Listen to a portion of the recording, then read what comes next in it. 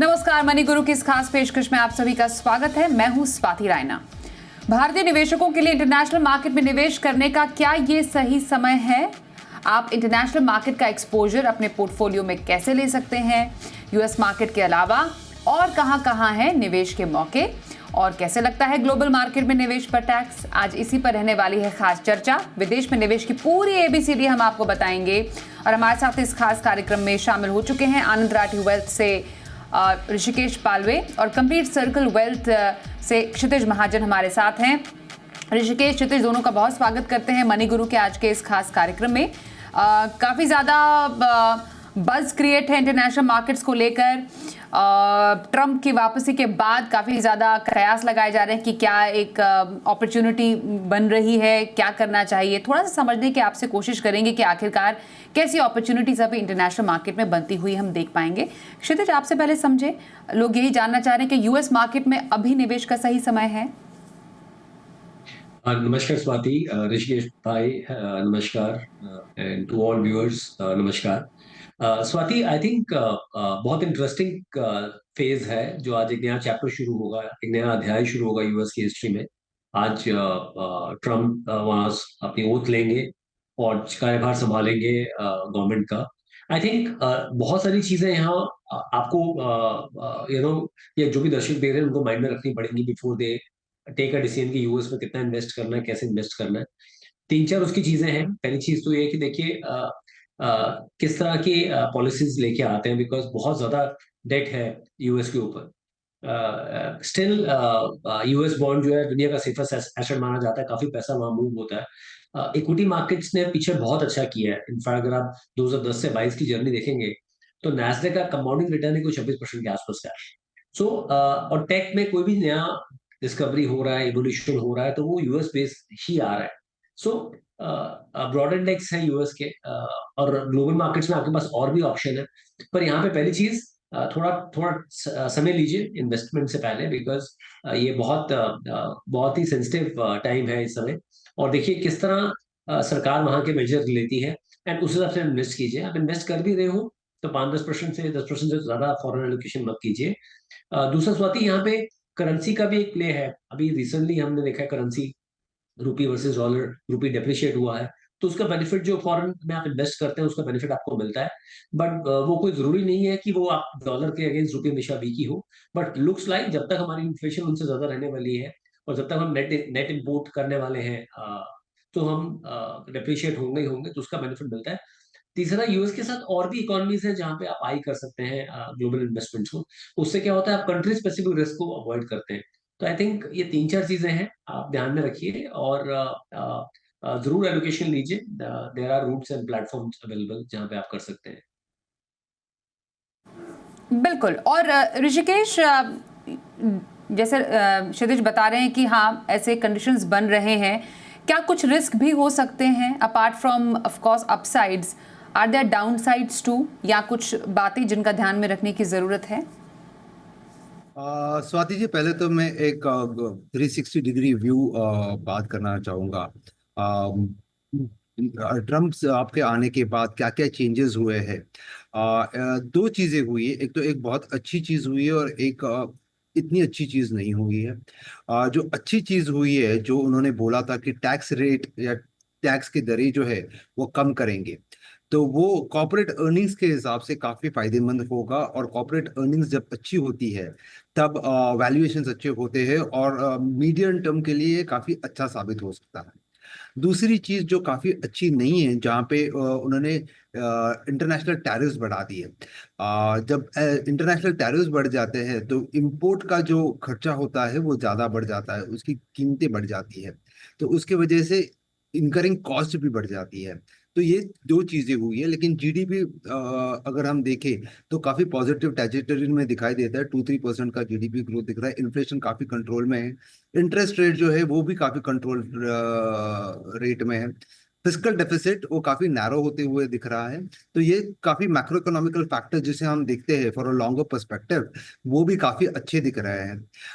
अभी रिस्क की बात करें तो रिस्क यही है कि कई बार ऐसे होता है कि काफी अट्रैक्टिव लगता है इंटरनेशनल मार्केट। अभी मैं यूएस की बात कर रहा हूँ, क्योंकि जीडीपी ग्रोथ करीबन 2 to 3% दिख रही है, इन्फ्लेशन करीबन 2-2.5% के बीच में दिख रहा है, और डिप्रिसिएशन 3% का लगा लो, 4% का लगा लो। तो कुल मिला के अगर किसी इंडियन ने यूएस में इन्वेस्ट करना है, तो जनरली क्या होता है, नॉमिनल जीडीपी जो है, रियल जीडीपी प्लस इन्फ्लेशन, वो जो है वो मार्केट में काफी मार्केट के परफॉर्मेंस पे काफी इम्पैक्ट करता है। तो अगर उनका टोटल देखे तो 6-7% दिखाई देता है, इन्फ्लेशन 3% का ऐड कर लो तो 8-9% का रिटर्न बन सकता है। बट अगेन, ये ऑप्शन अगर 2 है तो मेरा ऑप्शन 1 इंडिया में निवेश करने का है। अगर इंडिया की स्टोरी काफी प्रॉमिसिंग लग रही है, जहाँ पे जीडीपी ग्रोथ करीबन 7% का दिख रहा है, इन्फ्लेशन करीबन 4% का दिख रहा है, तो Indian market itself is poised to grow at the rate of 11-12%। तो 11-12% अगर मुझे इंडिया में ही मिल रहा है तो मैं इंटरनेशनली इन्वेस्ट क्यों करूं? वो सबसे पहला मुद्दा है। दूसरा मुद्दा ये है कि cost of investment, fund of fund, अगर म्यूचुअल फंड्स के द्वारा आप निवेश करना चाहते हो, जो कॉस्ट ऑफ इन्वेस्टमेंट होती है फंड ऑफ फंड या फिर ईटीएफ के द्वारा, वो काफी हायर रहती है। तो वो एक रिस्क मुझे दिखाई देता है। डॉलर का एक्सचेंज रेट मुझे थोड़ा रिस्की दिखाई देता है। तो ये 3-4 रिस्क है जिसके बारे में बात करना चाहूंगा, और हमको उस पर अमल करना चाहिए इसके पहले कि हम निवेश की सोचें।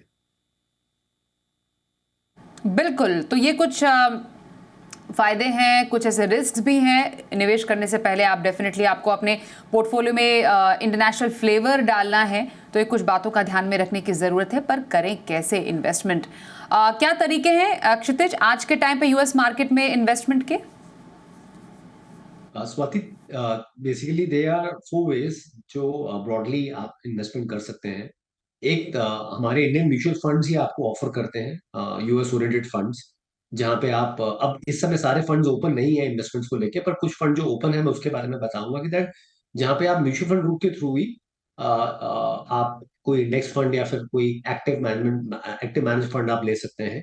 सो वो वे अवेलेबल है। देर आर 4 म्यूचुअल फंड जो मुझे ध्यान है अभी इस समय जिनकी विंडो ओपन है, वो पैसा इन्वेस्टमेंट के लिए ले रहे हैं। दूसरा है आप डायरेक्टली स्टॉक्स बाय कर सकते हैं। कई प्लेटफॉर्म्स हैं इंडिया में आज की डेट में, आईएनटी मनी है, वेस्टेड है। ये सिर्फ नॉलेज शेयरिंग के हिसाब से मैं बता रहा हूँ, जहाँ पे आप खुद अपना अकाउंट खोल के आपने एलआरएस लिमिट का जो आपका 2.5 लाख का लिमिट है उसके थ्रू आप $2.5 लाख का लिमिट है पर पैन का साल का, आप खुद भी स्टॉक्स बाय कर सकते हैं। मान लीजिए आप कुछ स्टॉक्स में लेके आपका कन्विक्शन है, आप कल को एप्पल, इनवीडिया, टेस्ला कोई स्टॉक खुद भी लेना चाहे तो ले सकते हैं। तीसरा है आपका जो रूट है वो है आपका बेसिकली ईटीएफ रूट है। ईटीएफ्स भी अवेलेबल है इंडिया में कुछ, जहाँ पे आप इन्वेस्टमेंट कर सकते हैं। और चौथा है आपका ब्रॉडली एक रूट है जिसमें आप ग्लोबल, अगर आपके पास नेटवर्क सर्टिफिकेट है तो आप फॉरेन में एक अकाउंट खोल के, जैसे आप किसी और कंट्री में अकाउंट खोल के आप वहां से ट्रांजेक्शन कर सकते हैं और कुछ स्पेसिफिक ईटीएफ दे सकते हैं। क्योंकि इंडिया में भी क्या हो रहा है, एक लिमिट जो थी आरबीआई ने जो डिफाइन की हुई थी फॉरेन इन्वेस्टमेंट की 1 मिलियन की, वो ऑलमोस्ट क्लोज है। तो उसमें लिमिट, फंड्स के पास जो वेरियस लिमिट थी उसमें बहुत कम स्कोप है जिसमें वो पैसा ले रहे हैं। कोई भी रूट इसमें से आप अडॉप्ट कर सकते हैं। मेरे हिसाब से जो बेस्ट मेरे को लगता है म्यूचुअल फंड रूट है। हम हमेशा मैंने आपको भी देखा है शो में हमेशा प्रोपगेट करते हुए कि अगर आपके पास समय नहीं है तो सबसे अच्छा तरीका यही है कि आप एक फंड रूट के थ्रू इन्वेस्टमेंट करें और एक एक्सपर्ट को जो इसको मैनेज कर रहा है, अपनी रिसर्च टीम के साथ काम कर रहा है, उसको ये अपॉर्चुनिटी दे। ओके, तो डायरेक्ट तरीका भी है, डायरेक्ट स्टॉक्स में इन्वेस्टमेंट कीजिए, या तो बेटर है कि म्यूचुअल फंड के थ्रू कीजिए, लेकिन डेफिनेटली बार बार एक लिमिट सेट की जाती है। और कई जो फंड्स की जो लिमिट है वो क्योंकि ब्रीच हो चुकी है, इसलिए उसके बाद वो फंड जो है इन्वेस्टमेंट नहीं ले रहे हैं। थोड़ा इसके बारे में ऋषिकेश आप बताइए, क्योंकि डेफिनेटली कई जो इन्वेस्टमेंट्स है already international fund of funds में हो चुके हैं। अब उसके बाद कुछ ही फंड्स हैं जो कि अभी इन्वेस्टमेंट ले रहे हैं क्योंकि उनकी लिमिट ब्रीच नहीं हुई है। क्या अपॉर्चुनिटीज़ अब यहाँ पर अभी फ़िलहाल लिमिटेड ही है, तो वो अपॉर्चुनिटीज़ को भी कैसे ग्रैब करें? कहाँ पर अभी मौके बन रहे हैं विद इन म्यूचुअल फंड? जी स्वाति जी, जैसे क्षितिज ने बहुत सही तरीके से कहा कि म्यूचुअल फंड्स के द्वारा अगर निवेश करना है इंटरनेशनल मार्केट में, तो 2 ऑप्शंस अवेलेबल होते हैं, एक तो फंड ऑफ फंड और दूसरा होता है ईटीएफ्स।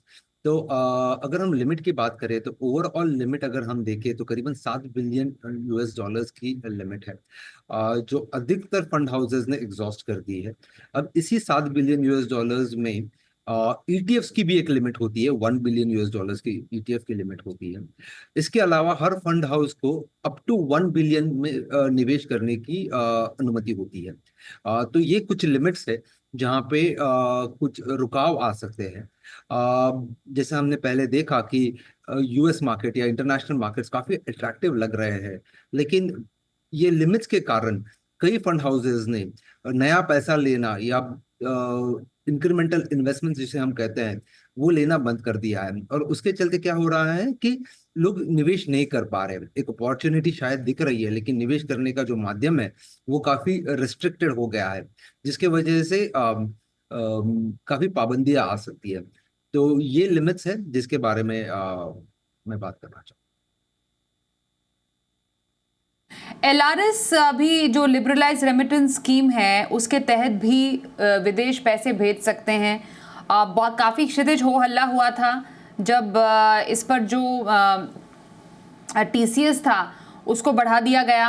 उसके बाद कुछ एक्सेप्शंस किए गए कि आप पढ़ाई के लिए या मेडिकल खर्च के लिए अगर पैसे भेज रहे हैं 7 लाख रुपए सालाना से ज़्यादा तो उस पर आपको नहीं लगेगा 20% टीसीएस, कम लगेगा।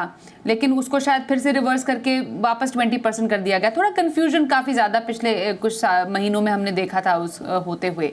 अभी फिलहाल स्टेटस क्या है एलआरएस को लेकर? कितनी लिमिट है, एक साल कितना पैसा भेज सकते हैं उसके थ्रू जब आप निवेश कर रहे हैं खास तौर पर, तो क्या इन्वेस्टमेंट में ध्यान में रखने की ज़रूरत है? स्वाति, एलआरएस की पर पैन की मतलब हर इंडिविजुअल की जो लिमिट है साल की 2.5 लाख यूएस डॉलर है। तो अगर आप 80 रुपीज का, अगर आप मोटा मोटा, अभी चलो करेंसी हमारी 86 की है, पर 80 रुपीज के हिसाब से देखें तो लगभग 2 करोड़ प्लस की लिमिट है। आप वो लेके जा सकते हैं, एलआरएस अकाउंट अपना खोल के आप पर पैन लेके जा सकते हैं। जो भी पैसा आप बाहर एलआरएस के थ्रू भेजेंगे, आप बाय करेंगे, उसमें आपका 7 लाख तक का कोई आपका टीसीएस नहीं लगता है। 7 लाख के ऊपर 20% टीसीएस लगता है। उसमें ये जो आपने पे किया है ये आप अपना एडवांस टैक्स में एडजस्ट कर सकते हैं, या फिर जब आप इनकम टैक्स फाइल कर रहे हैं उसमें जो भी आपकी टैक्स लायबिलिटी है उसमें आप एडजस्ट कर सकते हैं जो भी आपका टैक्स है। कोई भी आप पैसा जो एजुकेशन या मेडिकल एक्सपेंस के लिए भेज रहे हैं उसका रीजन एंड सर्टिफिकेट साथ में चाहिए होगा, उस केस में ये टीसीएस आपका एप्लीकेबल नहीं है। सो ये ब्रॉडली लिमिट्स हैं। और यस, थोड़ा सा इसने बैकफुट पे किया है लोगों को, बट आई थिंक जो बड़ा पैसा मूव करते हैं, जितने भी एचएनआई क्लाइंट्स हैं या फिर फैमिली ऑफिसेज हैं, वो एडवांस टैक्स में इसको बिल्कुल एडजस्ट कर सकते हैं, बिकॉज उनके लिए एडवांस टैक्स की विंडोज ओपन होती हैं, और ड्यूरिंग दैट वो जो जो टैक्स उनका डिडक्ट होता है जो पैसा भेजते हैं तो उसमें एडजस्ट कर सकते हैं। तो आपको जब भी पैसा भेजना है वो बैंक सोर्स पे ही काट लेगा आपका। तो मान लीजिए अगर आपको $1 लाख भेजना है तो आप पहले ही $1,20,000 भेजें, क्योंकि 20% आपका सोर्स पे ही कट हो जाएगा। ओके, तो ये कुछ इंपॉर्टेंट लिमिट्स हैं एलआरएस के तहत भी जिसको ध्यान में रखने की ज़रूरत है। एक ब्रेक के लिए रुकते हैं, ब्रेक के बाद ज़रा समझेंगे टैक्स कैसे लगता है। आप अगर इंटरनेशनल फंड्स में इन्वेस्ट कर रहे हैं तो क्या कुछ अलग तरीके से टैक्स लगता है, साथ ही कितना इन्वेस्ट करें, कब इन्वेस्ट करें, कैसे फंड्स में इन्वेस्ट करें, इस पर भी जानकारी लेंगे दोनों एक्सपर्ट से। थोड़ी देर में बने रहिए हमारे साथ।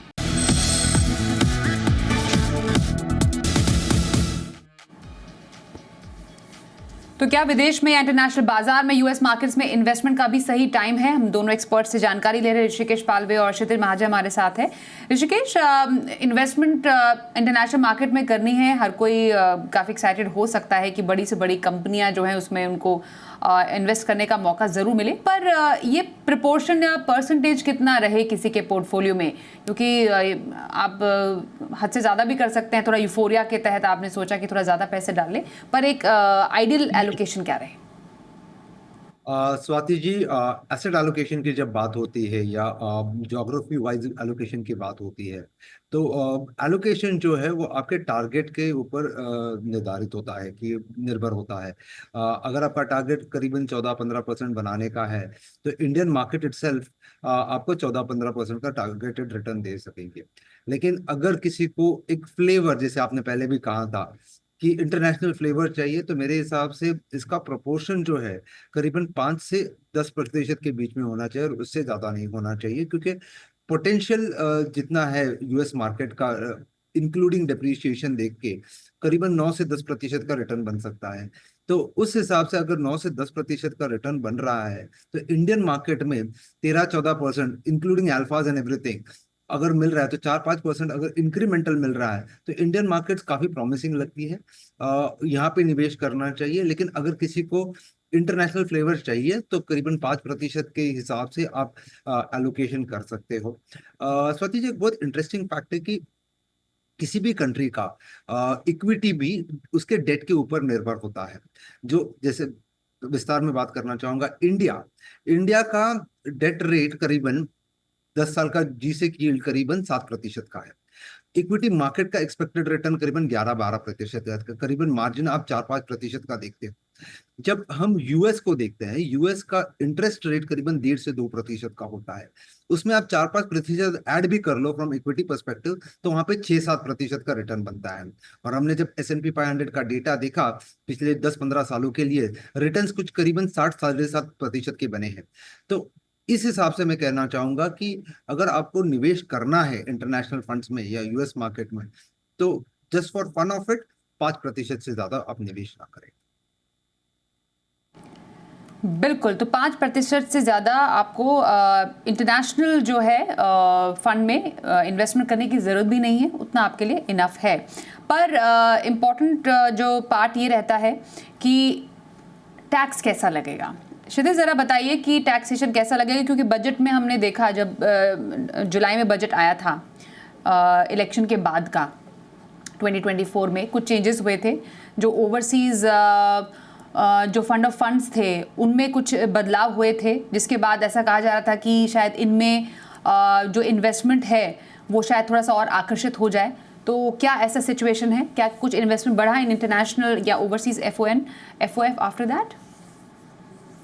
बिल्कुल स्वाति, बेसिकली इनको फंड ऑफ फंड कैटेगरी के जितने भी फंड्स हैं इंटरनेशनल फंड्स को, उन्होंने टैक्स ब्रैकेट में लॉन्ग टर्म में अपना 2 इयर्स कर दिया है। तो 2 ईयर प्लस में आपका टैक्स, अगर आप 2 साल तक होल्ड करते हैं फंड, उसके बाद आप जो निकालते हैं तो प्रॉफिट के ऊपर उस समय आपको कोई 12.5% टैक्स लगेगा।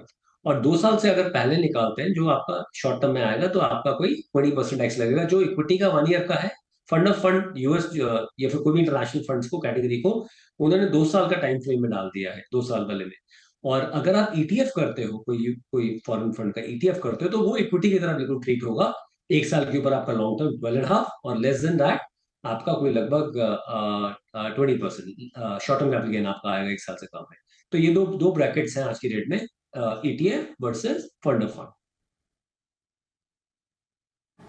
बिल्कुल। तो ये एक्चुअली थोड़ा सा कुछ बदलाव हुए थे बजट के बाद कि ओवरसीज एफओएनएफ है, क्योंकि एक थर्ड कैटेगरी बन गई थी जिसमें गोल्ड फंड्स भी शामिल थे, जिसमें आपका जो होल्डिंग पीरियड था लॉन्ग टर्म का वो 36 से घटाकर 24 मंथ्स कर दिया गया, और 12.5% के रेट से उसमें long term capital gain tax लगाया गया था। तो इसलिए कहा जा रहा था कि शायद ये एक इंटरेस्टिंग बेट हो सकता है in longer term for investors. और जो ओवरसीज ईटीएफ है उसमें as rightly pointed out by Kshitij, आपके लिए 1 साल तक का ही लॉन्ग टर्म पीरियड होगा, मोर देन दैट 12.5% के रेट से, और उससे कम होगा तो आपको स्लैब रेट से टैक्स कटेगा।